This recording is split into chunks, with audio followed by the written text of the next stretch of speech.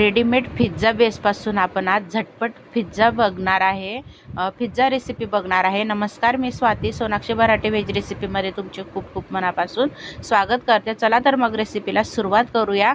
बघा, असे pizza base मिळतात बेकरीमध्ये, 30-35 रुपयाला 2 बेस मिळतात, झटपट पण होतं। बघा, इथं मी पिझ्झा सॉस घेतलेला आहे। आधी तो बेसला लावून घ्यायचा आहे आणि कढई आपल्याला बारीक गॅसवर 10 ते 15 मिनिटं बारीक गॅसवर तापवायला ठेवायची आहे। आता बघा, आपण पिझ्झा सॉस लावून घेतल्यानंतर त्यानंतर थोडंसं टोमॅटो केचप लावून घेतलेला आहे। एकदम अप्रतिम चवीचा हा पिझ्झा घरच्या घरी होतो। आणि असा जर आपण रेडीमेड आणायला गेले तर किती महाग येतो, खूप महाग येतो। आणि बेस बनवण्याच्या नादात पण मग खूप वेळ लागतो आपल्याला, म्हणून असे तुम्ही फ्रेश छान रेडीमेड बेस आणू शकता।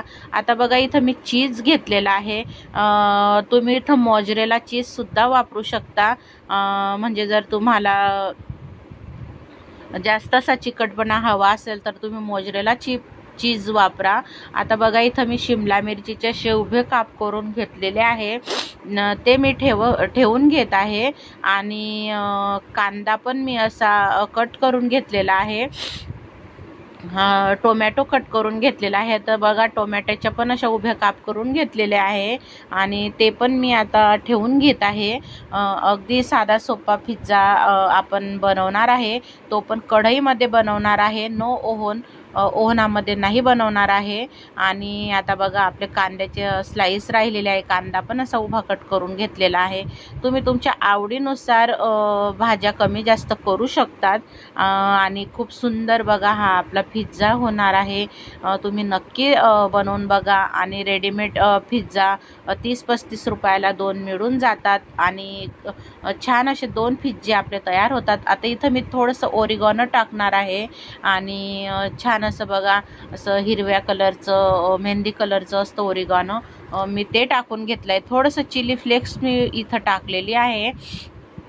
तुम्ही तुमच्या आवडीनुसार कमी जास्त वापरू शकता। आणि परत मी आता थोडासा चीज इथं मी खिसून घेणार आहे। शक्यतो तुम्ही मोझरेला चीजच वापरा, पण माझ्याकडे मोझरेला चीज न होता म्हणून मी साधा जो क्यूब मिळतो चीजचा तोच मी वापरलेला आहे। तरी पण पिझ्झा खूप सुंदर एक नंबर झालेला होता।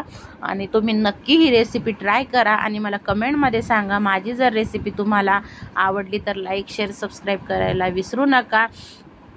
आणि आता आपल्याला बघा, आपली कढई तिकडे मी तापवायला ठेवलेली आहे, प्रीहीट करायला ठेवलेली आहे। मोठी कढई बघा, असं गॅस चालू ठेवलेला आहे, झाकण ठेवलेलं आहे। एक 10 ते 10 मिनटं तरी छान अशी कढई तापू द्यायची।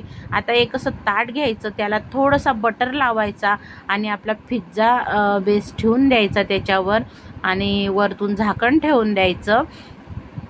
आणि बारीक गॅसवर एक 10 ते 15 मिनटं बारीक गॅसवर असं त्याला होऊ द्यायचा।